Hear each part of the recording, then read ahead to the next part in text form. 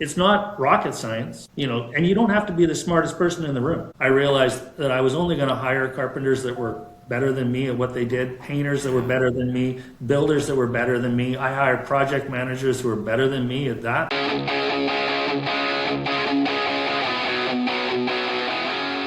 This episode is brought to you by 10X Nerds. If you're a business owner doing real revenue, there's a good chance you're overpaying in areas you haven't even looked at.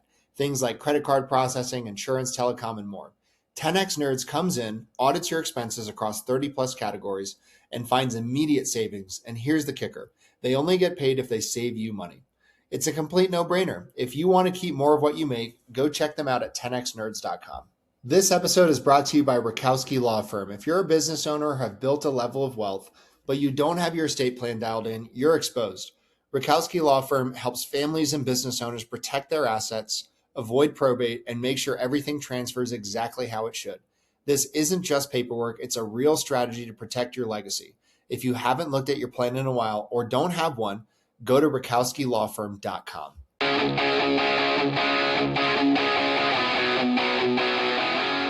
This episode is brought to you by my friend Silas Lagoy over at ForgeMark Wealth. If you're a high-income business owner or professional and feel like you're getting crushed by taxes, you're not alone. And more importantly, you're not stuck. ForgeMark Wealth specializes in advanced legal tax strategies and wealth planning designed to help you keep more of what you make, grow it efficiently, and actually build long-term freedom, not just income. If you're making serious money but don't have a real strategy behind it yet, I highly recommend connecting with Silas and his team. What's up, everybody? This episode is sponsored by ExitWise. If you're a business owner thinking about selling your company, whether that's now or years down the road, you need to know what your business is actually worth and how to maximize that exit. That's exactly what ExitWise does. They help you prepare, position, and ultimately sell your business by assembling a world-class team of M&A experts around you, guiding you from valuation all the way through closing. If you want to know what your business is really worth and how to increase that number before you sell, go check out exitwise.com and get ahead of it.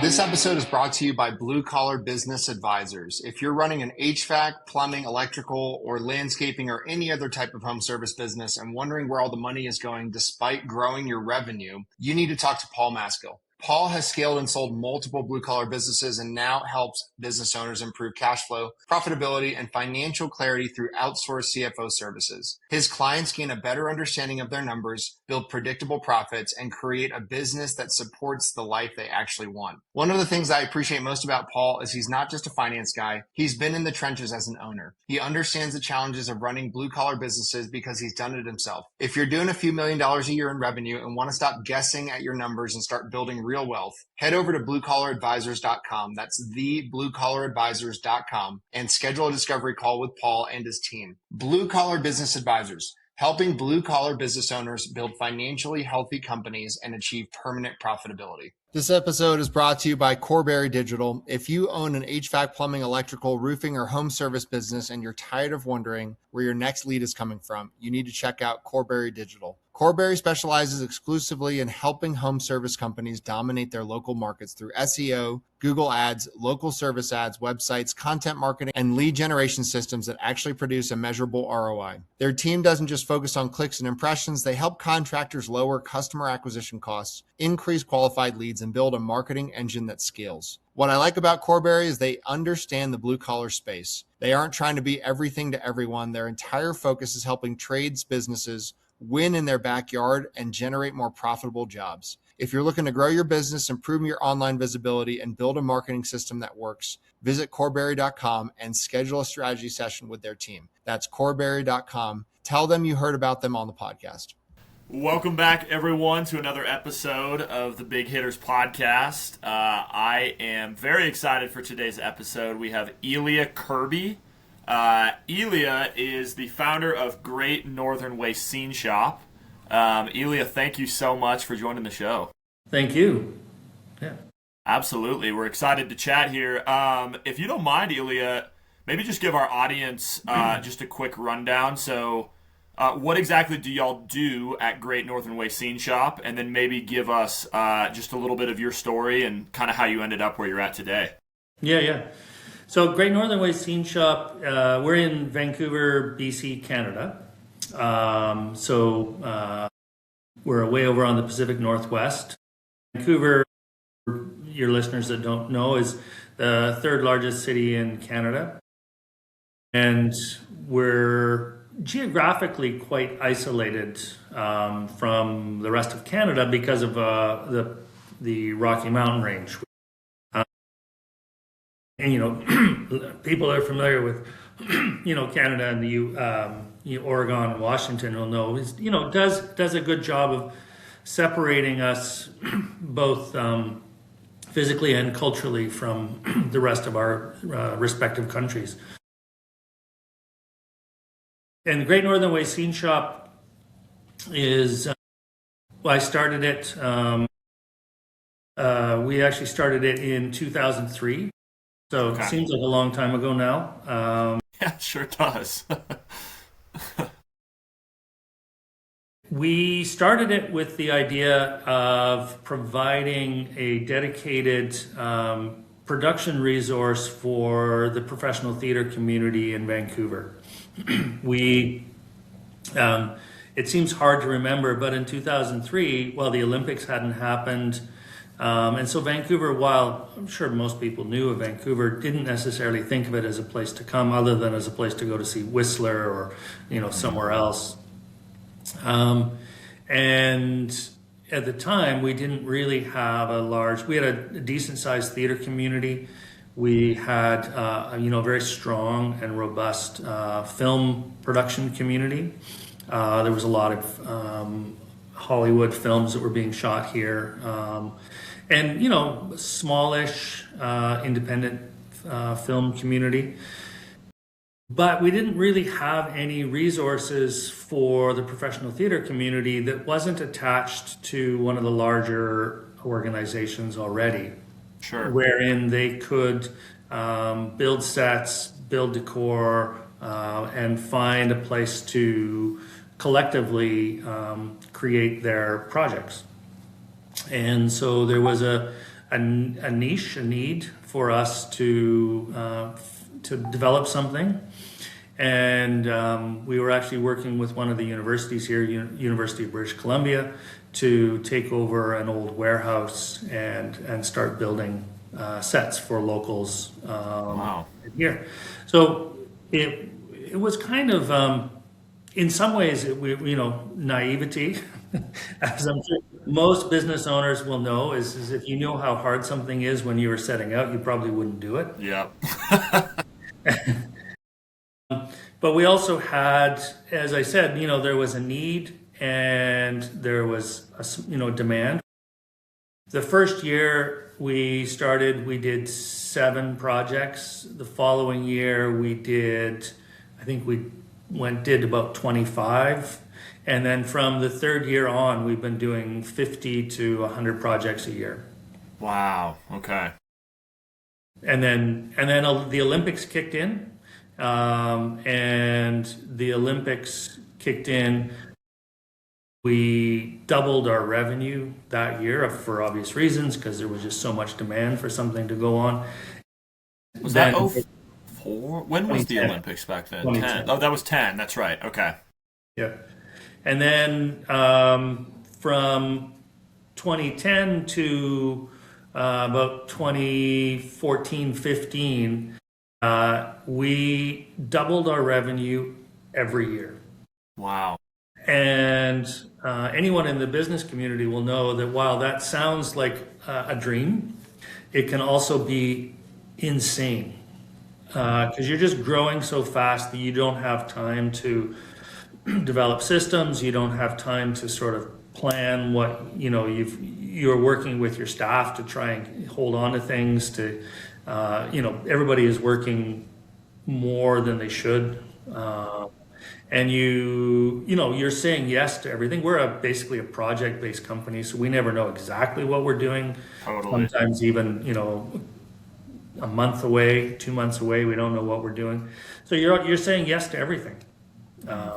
And until you realize that actually one of the strengths is you can say no.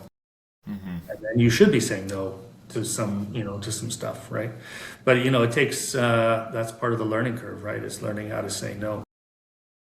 But yeah, we started off, we're a production resource company, so we're essentially a collection of scenic carpenters, scenic painters, steel fabricators, props makers.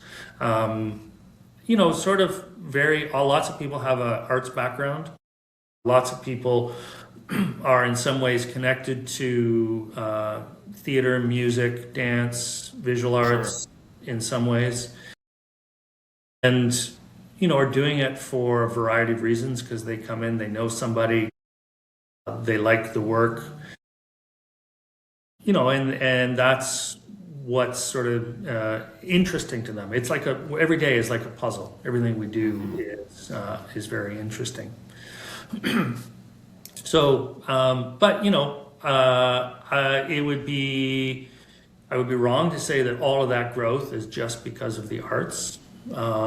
The arts has certainly been a big part of our growth and what we do, but we've also, at a sort of around 2010 with the Olympics, we actually started moving into corporate work, marketing. We do, provide scenery and decor for marketing events. We do public art. We do, we'll even do, custom fabrication for lobbies, point of sales desks, that kind of stuff. That's something that is very unusual. Essentially, in the fabrication world, we take on the things that everybody else doesn't want to take. Sure, right. That sounds fun. It's fun and challenging, right? Because everything is unique. So you're starting from a place of not knowing, which is. People in the business community will say that ideally you eliminate your known unknowns, but we have a tendency to take more unknown unknowns on than would be wise. Sure. Yeah, that's so cool. Elia, walk me through, if you don't mind. So how does this work from client acquisition standpoint? Is someone reaching out to a rep with you guys and kind of walking through exactly what they're looking to do, and then someone's kind of populating a quote based on that? Sorry, forgive my ignorance. I know nothing about this industry, so I'm just trying to... Yeah, no, it's a good question, because, the other thing interesting, and as I said, I mentioned earlier on that Vancouver is isolated. We have a border to the south, and then we have these Rocky Mountains and the closest, if you're driving to Calgary or Edmonton, which is the closest large city to us, Calgary is 12 hours, right? Sort of 10 to 12 hours.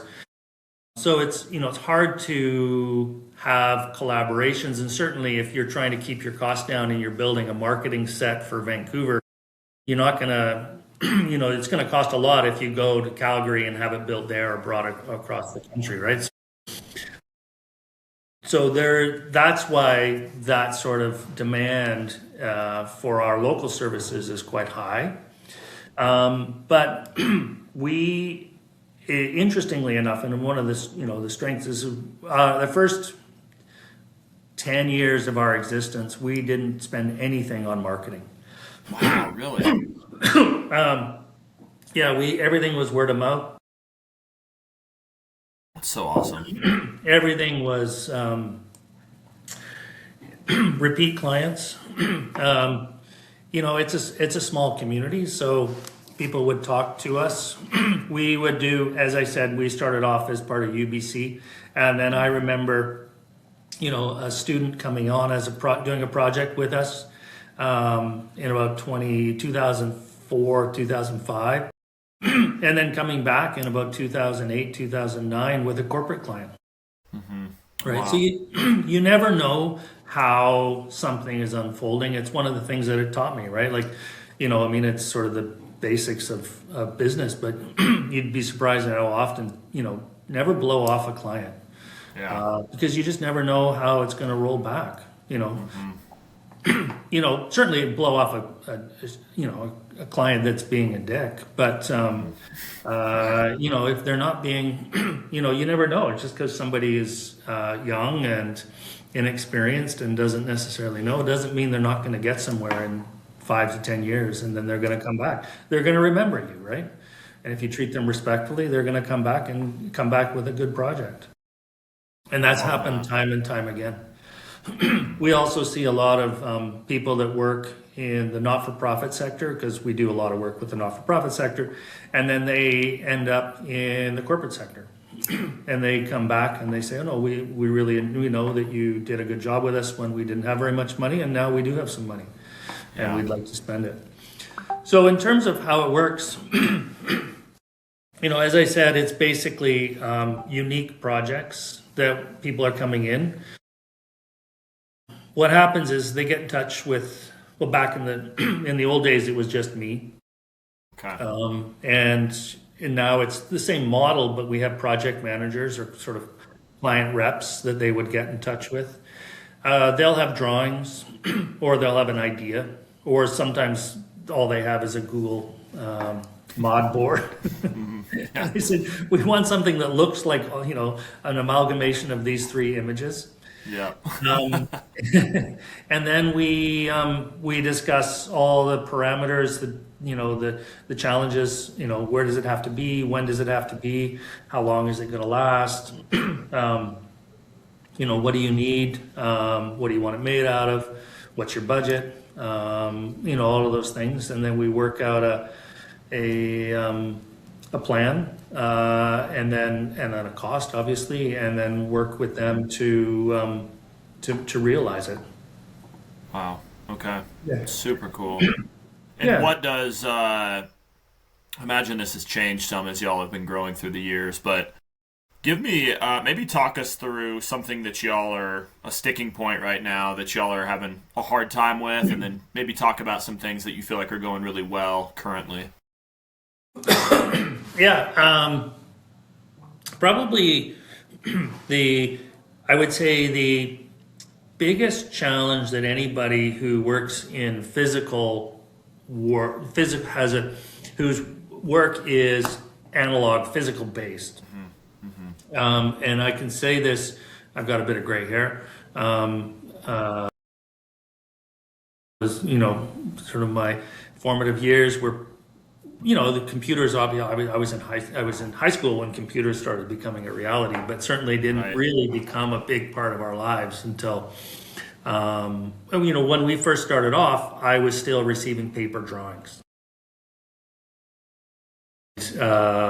And then I saw within the first 5 to 7 years, digital drawings, CAD, started to become a bigger part of our reality. And then definitely by around, in the last, when our shop, from about 2010 till about 2016, 2017, the growth in digital technologies as a project management, communication devices, realizations, so renderings,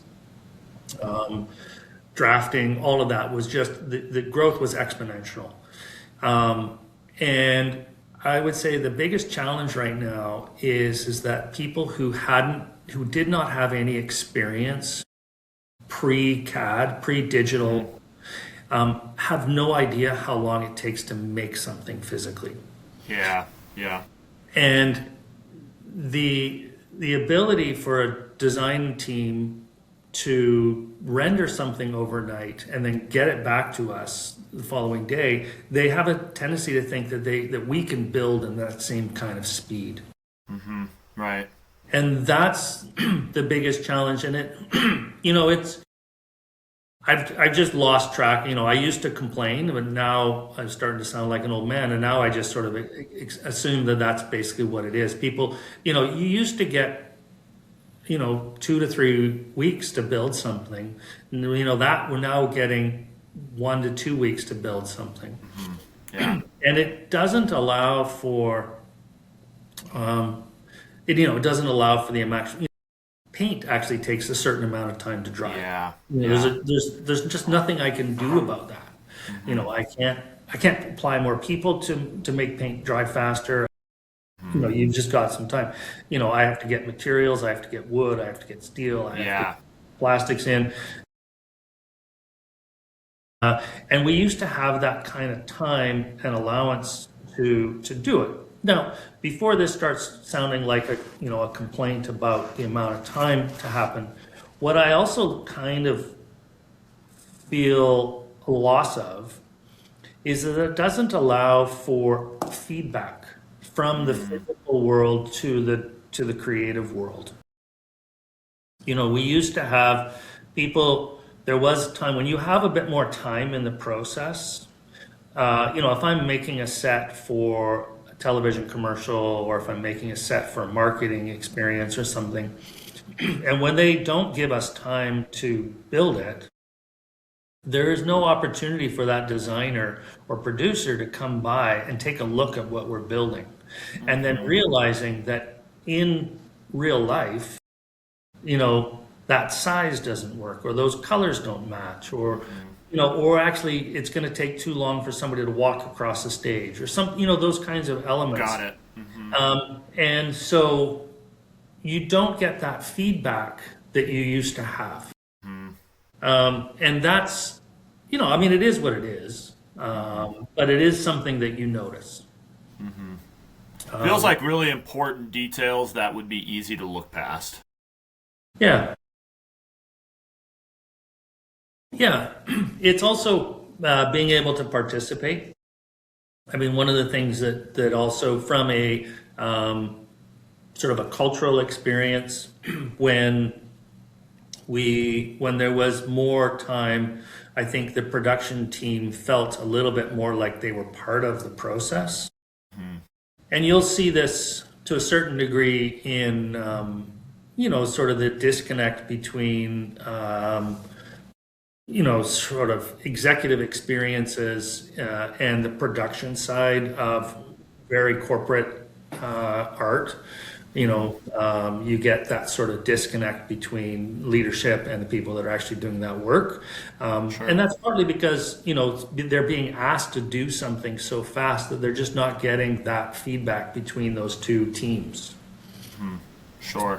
Okay. You know, which is, you know, and then that is reflected in, I think, you know, we could talk about that as being reflected in many communities. Not just the arts community, or not just the building community, right? Like, it's that kind of thing. And ultimately, at the end of the day, that is a lack of leadership, right? On executives who, you know, who need that feedback, because that's where the strength of your organization is lying. You know, you know, we're nothing if, you know, like any business owner knows that you're nothing without your staff. And if you're not bringing your staff on board with you when you're doing something, you're eventually gonna feel that pain or feel that loss. Absolutely. How many staff do y'all have?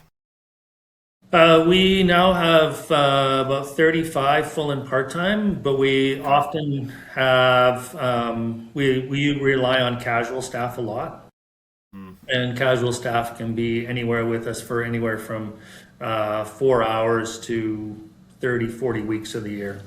Okay. And so our payroll is typically about 50 to 60 people every 2 weeks. Okay. Some of those guys are being subcontracted out, it sounds like. Yeah. Yeah. Okay.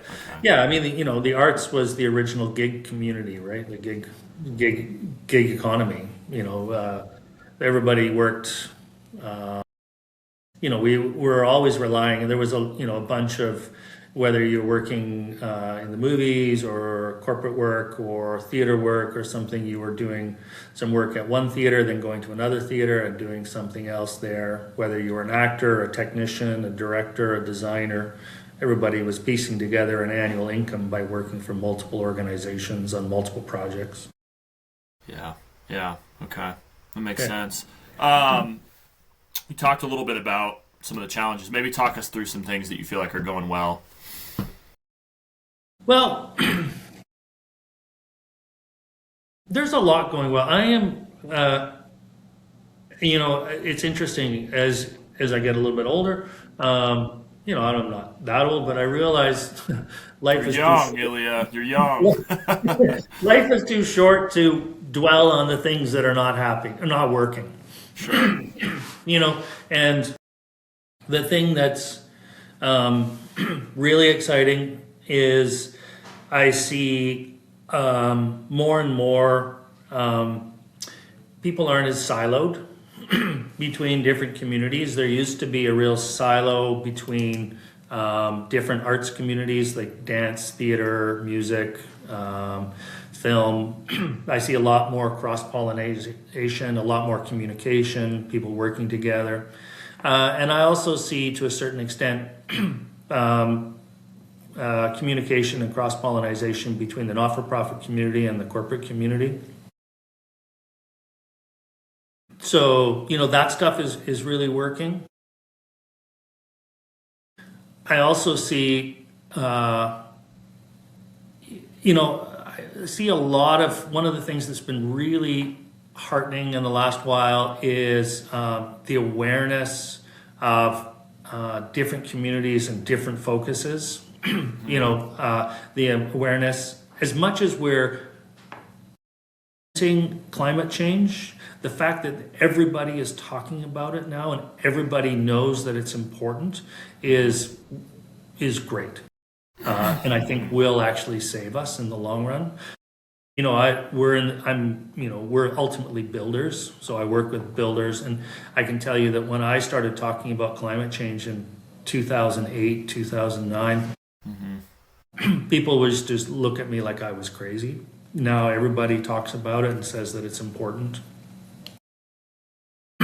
So I think that awareness of that, the awareness of social change, with something that's always been incredibly important to us is that whereas women, their diversity is something that we are very proud of in our workplace. And not just because we work in the arts, but because we think it's important as a society to respect people and to allow the full human being to show up in a workplace and not have to pretend that there's something that they're not. I think is really important, and I think that is now a given amongst a lot of community, right? Certainly a lot of amongst a generation. I think that's really exciting, and I think that bodes well for, at the end of the day, we're going to go through some challenges and there's going to be some pushback, but I think that, those challenges are not going to be, they're not going to come back. People are going to say, no way, there's no way we're going to allow us to go back to that sort of Neanderthal society that we once had. And, that's even becoming, important in a business sense, right? People are actually, they want to see your true identity and your values as part of your organization. It's not just about the product, it's actually about who you are, what you stand for, how you're going about doing something, and why you do it. I'm not just producing art, we also participate in it, we consume it, we're a part of that community.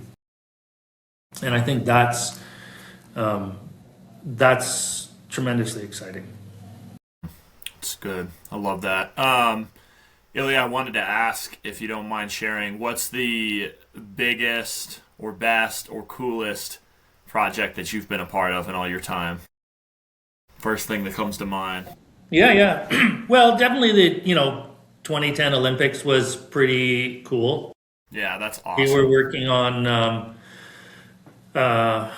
during the Olympics. I think I had a staff of about 120 people. Wow. Yeah, it was insane. There was we couldn't find. There was people coming from Saskatchewan. No way. Wow. Work. Oh man, that probably took a lot of organization and leadership. It was. My goodness. Yeah, I can tell you that I think for about 3 weeks I got on about 4 hours sleep per night. So,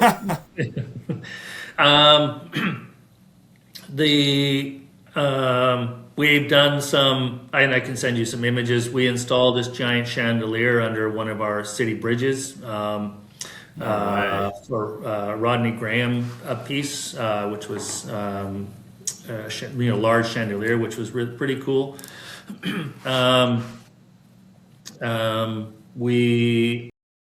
And then also, one of the other things that I'm really proud of is been working for our regional Vancouver Art Gallery. We've been working with them as their sort of scenic provider and for 18 to 20 years. Long-term relationship like that. And, something like that is incredibly, just because it's, having that, and as any business owner will tell you, having a business relationship that is like that, where it's not just that they only come to you and you don't have to worry about, competing with them. We keep it honest, we keep it real, and that's why they come back to us, right? But it also means that when they come to us with their requests, I know what they're about, I know what they want, they know what we can provide. It's a very rich relationship. So that's very cool. What else? I mentioned earlier having recent graduates of arts programs that come back and work with us as clients when they were actually working with larger organizations is pretty cool. That's really cool. I guess we also do a lot of public art, and that's pretty cool just because I love the sort of democratic nature of public art because it's for everybody. You don't have to buy a ticket. You don't have to be part of a gala. Yes. You can just go and see it. The fact, even if you don't like it, I think it's incredibly important that it's still there. Yeah. One of the most exciting things about public art is that if it actually is some ways is when it pisses people off, because people are talking about something. Yeah. And not just walking past something. They're actually participating in a conversation about their community, their environment, their, how are they represented in the world? All of this comes up in public art. It's not just a podium with a statue. It's actually something that is challenging them about their perceptions of the world and how they want to live in it. So true. Music and art are both so powerful. It's wild. Yeah. I love that, man. Last question here, and we can kind of wrap up. I want to respect your time. Was curious, what kind of thoughts or advice would you give someone that kind of wants to start up their own company, get into this industry? Obviously, it's probably changed a ton since you started, but just looking where you're at now, what would be some thoughts you have on that? Well, I mentioned before, as most business owners will tell you, if you knew how much work it was going to be when you started off, you probably wouldn't do it. So I would say naivety is actually is a superpower. Optimism is also a superpower. I think in terms of what our role is as an executive, as a founder, as somebody that's running a business, even if you only have one staff, aside from respecting your staff equally because you can't do anything without them, it's a piece of advice that I heard about the role of a director in a theater project. And, directing a theater project is very much like getting any kind of business going or something. You have your initial pre-planning, you have your rehearsal period, which is like the creation, developing of something, and then you have your presentation of that as it is presented to the audience and performs for them. And the most important thing that you have to do is on day one, you tell the story that you want to tell. And on day two, you tell the story that you want to tell. And then you, every day until it's finished, you tell your staff What is the story you're trying to tell? And I have taken that, and every time I walk onto the shop floor, every time I'm working with our team, I say, this is what we're trying to do. And you just keep saying it as simply as you possibly can.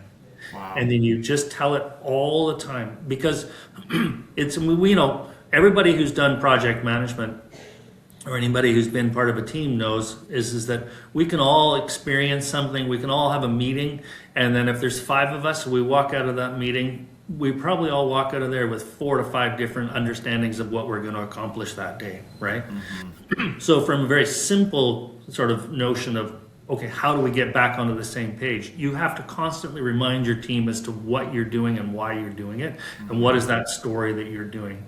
If you're, whatever it is, if you're in fabrication, manufacturing, development, marketing, whatever, you constantly have to be reminding your team as to what the story is, what it is that you're doing and why you're doing it throughout that process. Because if you don't, people are going to go off on a tangent. And it's not necessarily their fault. They thought they were doing exactly the right thing. But if, and you need your team all to go off and do different things and then come back together and then present what that holistic thing is to your client. And if somebody, they could go off and do something that they think is right, and in many ways is right. But if the other team is also doing something that they think is right and isn't right, and it comes back together, you don't have a cohesive whole, we all know what that looks like. That's what happened. And ultimately, that's the executive or leadership's responsibility, is to make sure that that comes together and looks like something, that the client wants. Ultimately, that's the goal, right?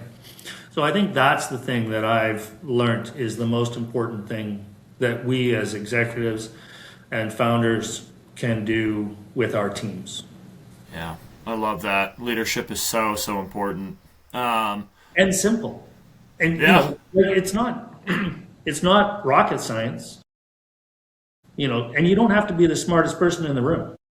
That's the other thing that I've also learned is that, a lot of executives think that they have to be the smartest person in the room or the best at what they do.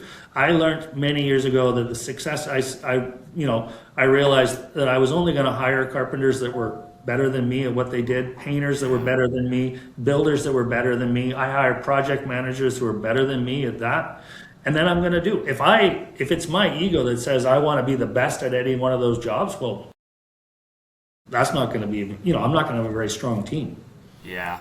That's so good, man. And that's, and then let your ego go out the door. Yeah. And then let your business do the talking. If your business is successful, then you're doing well. Mm-hmm. You're doing what you need to do. That's so true, man. Elia, this has been fun, man. So GNW Scene Shop on Instagram and Facebook, I believe. Yeah. If you want to share anywhere else, your website or just kind of where our audience can find you. I'll send some stuff. Yeah. Yeah, and thank you. A pleasure. Nice to meet you, man. Yeah. If anything comes up, thank you everyone for joining. We'll see you guys next time. Thanks, Elia. This was fun, man.